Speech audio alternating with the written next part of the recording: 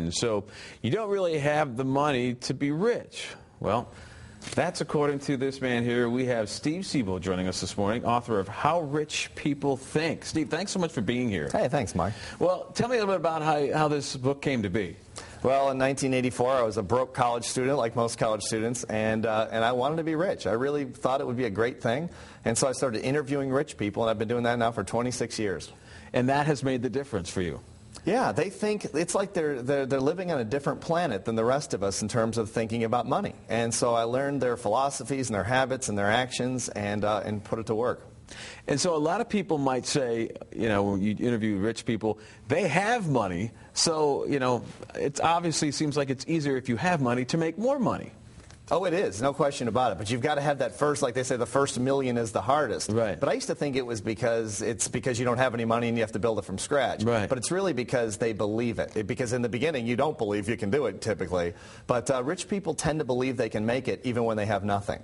And is it delving into the stock market? I mean, what is it that the difference between, you call them world class as opposed to middle class, right? I think it's a consciousness. It's a consciousness of they look at money as a friend. They typically love what they do. I mean, Rich DeVos, right from Grand Rapids here. Yeah, as a neighbor of mine in Florida. And here's a guy that always has loved what he's done, built, all these companies and just did unbelievable work. And I think it starts with a consciousness of going after what you want as opposed to being afraid of money and saying, oh my gosh, I hope I have enough to survive. Right.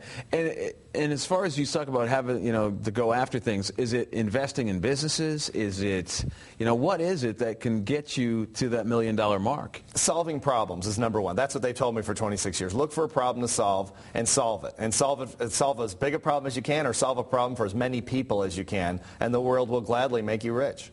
And I myself included, when we talk about, investing in stock markets to try and make more, I look at that as a gamble. And I'm not a good gambler. And I'm sure there's a lot of other people that feel the same way. Is hard to let go of what you do have.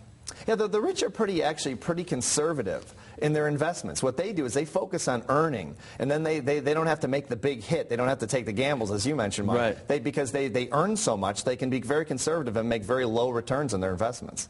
Now, you say, so for folks who might be interested in some of your book, you have a way for them to kind of get a look at it before they buy it, kind of thing. Yeah, they can get 5 chapters for free at a website called HowRichPeopleThinkBook.com. It's a short website.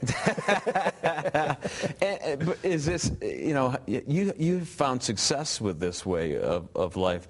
What do you say to other people that, are very, very, I guess, not sure about trying to making a big change like this? I would say I get that. I understand that because I felt the same way. I thought this was all hocus pocus and it was all fluff and all that, but it's really not. It really is a consciousness. If you open your mind and you start to look at money in terms of what do I want, what number do I need to have, or what would I want to have in my ultimate scenario, and then you start moving toward it in terms of abundance and possibility as opposed to fear, I hope I don't have enough. It's a consciousness, and that's where it begins. All right, and if you want more information, of course, on that book, you can head to our webpage, fox17online.com, and then hit our morning page for more information. Steve, thanks so much for being here. Thanks, Mike.